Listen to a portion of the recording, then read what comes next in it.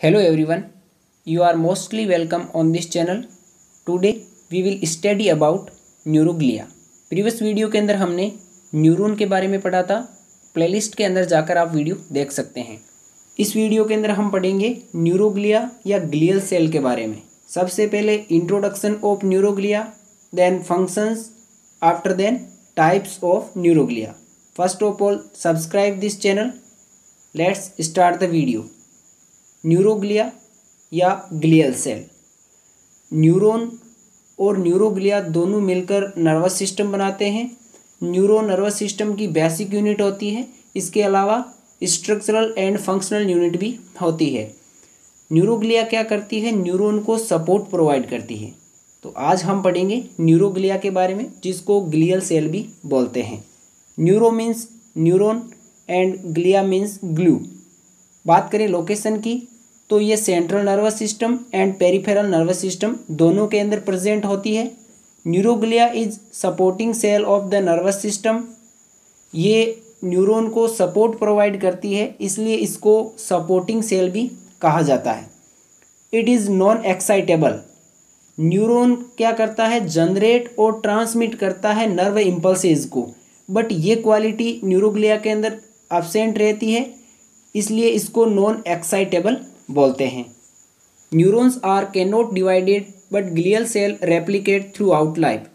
Neurons के अंदर chromosome नहीं होते, जिसकी वजह से इसके अंदर सेल डिवीज़न की जो प्रोसेस है वो एब्सेंट रहती है, यानी ये डिवाइडेड नहीं हो सकते, but glial cell throughout the life replicate हो सकती है।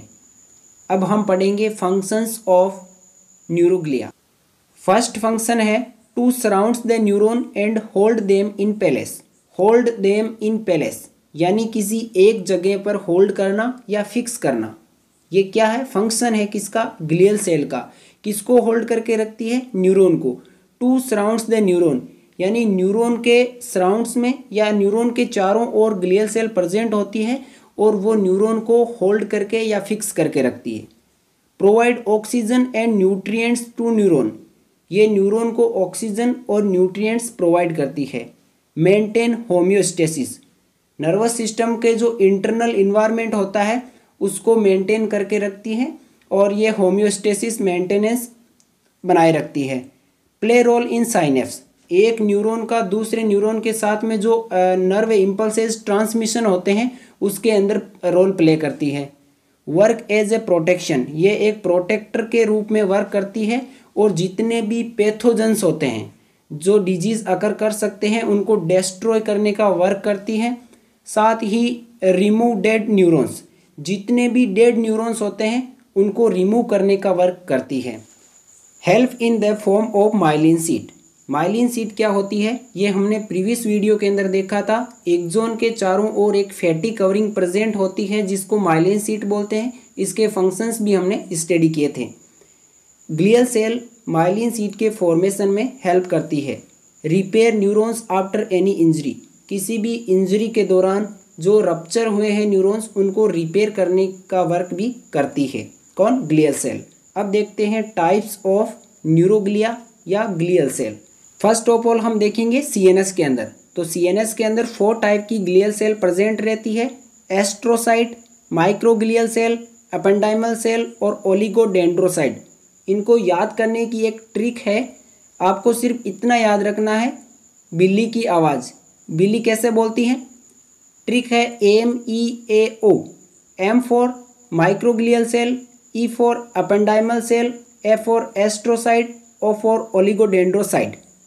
तो इससे आपको याद रह जाएगा। अगर बात करें PNS की, तो उसके अंदर 2 टाइप की ग्लियल सेल प्रेजेंट रहती है। S2 स्वान सेल और सैटेलाइट सेल। याद रह जाएगा। ट्रिक के थ्रू मैंने आपको समझा दिया।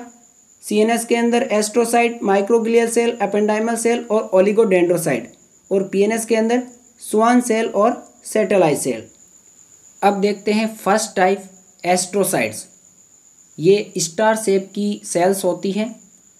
एस्ट्रो मीन्स स्टार और cyte means cell. Astrocytes structure आप देख सकते हैं, ये इस शेप की होती है। These are found only in CNS. ये केवल सेंट्रल नर्वस सिस्टम के अंदर प्रेजेंट होती है।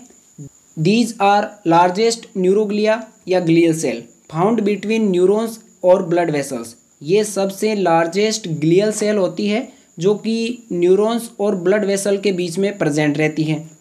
At the free end of some processes there are small swelling is called as foot processes. जैसे न्यूरॉन के अंदर डेंड्राइट्स होते हैं वैसे ही एस्ट्रोसाइट्स के अंदर प्रोसेसेस प्रेजेंट होती है जिनके फ्री एंड के ऊपर एक स्वेलिंग लाइक स्ट्रक्चर रहती है जिसको फुट प्रोसेसेस बोलते हैं। Okay, these astrocytes are present in large numbers surround the blood vessels. Blood vessels के सराउंड के अंदर लार्ज नंबर के अंदर एस्ट्रोसाइट्स प्रेजेंट रहते हैं।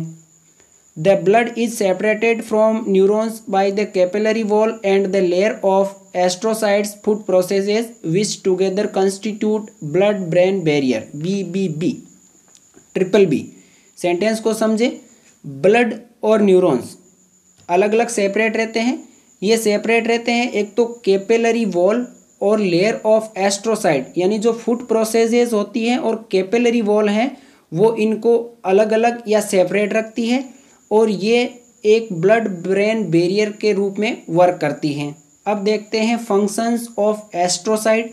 तो ये न्यूट्रिशन प्रोवाइड करेगा न्यूरॉन को और हेल्प करता है ब्लड ब्रेन बैरियर के अंदर। सेकंड टाइप की ग्लियल सेल है ओलिगोडेंड्रोसाइट। ये एस्ट्रोसाइट से स्मॉल होती है स्ट्रक्चर के अंदर और ये ओनली प्रेजेंट रहती है CNS सेंट्रल नर्वस सिस्टम के अंदर।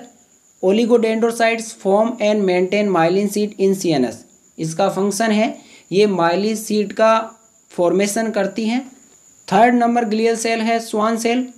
It is major glial cell of PNS। ये पेरिफेरल नर्वस सिस्टम की मेजर ग्लियल सेल होती है और ये ओनली प्रेजेंट रहती है PNS के अंदर। ओलिगोडेंड्रोसाइट्स के अंदर हमने देखा था कि ये CNS के अंदर प्रेजेंट रहते हैं। दोनों का फंक्शन सेम है, ओलिगोडेंड्रोसाइट और Schwann cell. Schwann cell are formation of myelin sheath. ये भी माइलिन शीट का फॉर्मेशन करती हैं। Play an important role in nerve regeneration. Nerve regeneration के अंदर एक इम्पोर्टेंट रोल प्ले करती है कौन? Schwann cell. तो ये एक इसका फंक्शन हो गया। फर्स्ट वन हमने देखा था एस्ट्रोसाइट, सेकंड ओलिगोडेंड्रोसाइट और third Schwann cell. Schwann cell की स्ट्रक्चर आप देख सकते हैं। फोर्थ नंबर पर है ependymal cell. Epi means epithelium, present only in CNS। ये केवल CNS के अंदर प्रेजेंट रहती हैं। These cells form the epithelial line of brain and central canal of the spinal cord. इनसे बनी होती है। दो cells are form of the choroid plexus that secrete CSF। Ependymal sales जो होती है वो कोरोइड प्लेक्सस बनाती हैं जो कि सीक्रेट करता है सेरिब्रो स्पाइनल फ्लूइड। यानी हम बोल सकते हैं कि कोरोइड प्लेक्सस जो है उसका फॉर्मेशन एपेंडाइमल सेल करती हैं और कोरोइड प्लेक्सस से CSF का सीक्रेशन होता है। नंबर फिफ्थ है माइक्रोग्लिया। माइक्रो मीन्स स्मॉल, यानी ये सबसे छोटी सेल्स होती है जो कि ड्राइव्ड रहती है monocyte. Monocyte is a type of WBC। It is present only in CNS। ये भी ओनली सेंट्रल नर्वस सिस्टम के अंदर प्रेजेंट रहती है। Act as a macrophages to destroy microorganisms. ये इसका फंक्शन है। ये एक्ट करती है या हम बोल सकते हैं कि वर्क करती है मैक्रोफेजेस के रूप में और डेस्ट्रॉय करती है माइक्रो ऑर्गेनिजम्स को। दोनों की फिजिकल अपीयरेंस आप देख सकते हैं, इस टाइप की दिखती है। अब नंबर 6 है सैटेलाइट सेल। इसका नाम इसकी स्ट्रक्चर या इसकी फिजिकल अपीयरेंस से रखा गया है। आप देख सकते हैं इस तरह से दिखती है satellite cell. Present only in PNS। ये भी पेरिफेरल नर्वस सिस्टम के अंदर प्रेजेंट रहती है। Provide physical support to neurons, जिसका फंक्शन होता है फिजिकल सपोर्ट प्रोवाइड करना न्यूरॉन्स को, और ये PNS के अंदर होम्योस्टेसिस मेंटेनेंस का वर्क करती है। ओके, ये हो गई टोटल 6 ग्लियल सेल्स। इनकी स्ट्रक्चर्स और इनके फंक्शंस हमने पढ़ लिए। इस वीडियो के अंदर हमने ग्लियल सेल या न्यूरोग्लिया का इंट्रोडक्शन, उसके फंक्शंस और उसके टाइप्स के बारे में पढ़ा।